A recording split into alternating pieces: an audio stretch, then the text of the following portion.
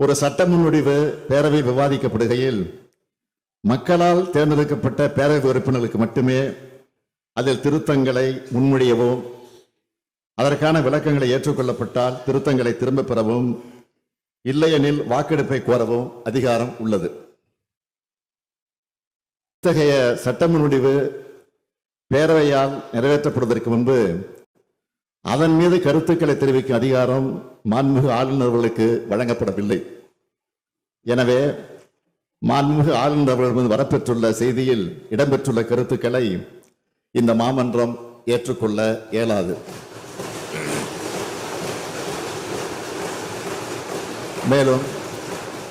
மேலும் கன்சிடரேஷன் என்ற சொல்ல வேண்டிய மாண்புமிகு ஆளுநர் அரசமைப்பு சட்டத்துக்கு புறம்பாக அப்ராப்ரியேட் கன்சிடரேஷன் என்று குறிப்பிட்டுள்ளார். இதில் அப்ராப்ரியேட் என்னும் வார்த்தைக்கு என்ன பொருள்? பொருத்தமான அல்லது தகுந்த முறையில் ஆய்வு செய்ய வேண்டும் என்று பொருள்.